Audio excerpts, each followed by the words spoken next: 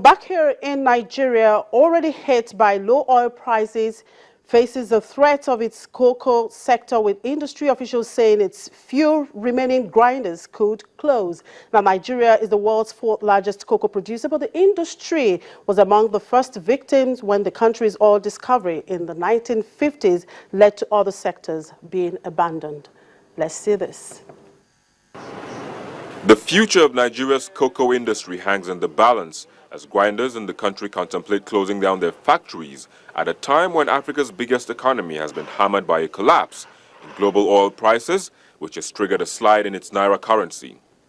The rise in the cost of raw beans, coupled with a sharp currency depreciation, has made it unattractive for them to tap export demand for butter. The plants face the risk of permanent closures, which would lay off workers and affect creditors unless the central bank makes it easier for them to source dollars. Taiwo Ayoade is the general manager at Plantation Industries Limited in Akure, capital of Ondo, Nigeria's largest cocoa producing state. He says his 25,000 tons processor had already scaled down operations by half. We are presently running, we are up and down, we are presently running at about 50% capacity, and the facility has been improved from past year in terms of capacity, and we are improving the factory. He added that the cost of old stocks surged with rising bean prices and the weaker currency. The Akure grinder is one of around only 3 now partially operating in Nigeria, processing less than 20,000 tons a year, down from 18 crushing over 200 tons when the sector was deregulated nearly 3 decades ago. Nigeria is still the world's 4th largest cocoa producer. Nigeria is working on agricultural commodities, including cocoa, to help plug shortfalls from oil revenues.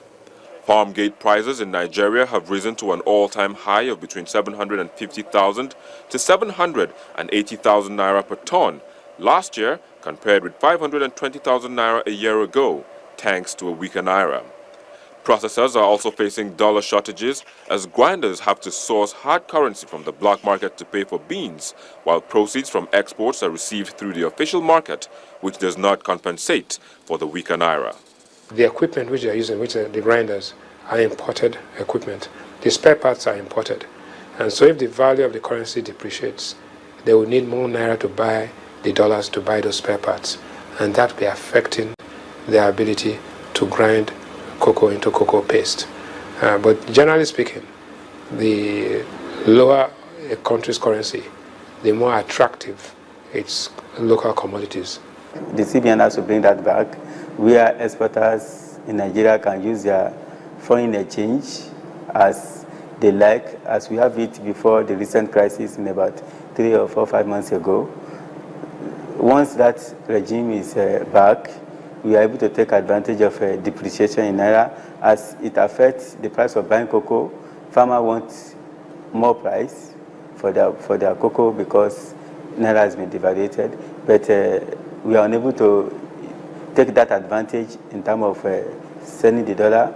So if CBN remove that policy, then I can tell you that that will help in no small measure. The central bank adopted increasingly stringent foreign exchange rules last year and effectively banned dollar access for the purchase of 41 items. Nigeria currently grows cocoa on less than a quarter of 3 million hectares of land suitable to produce the beans.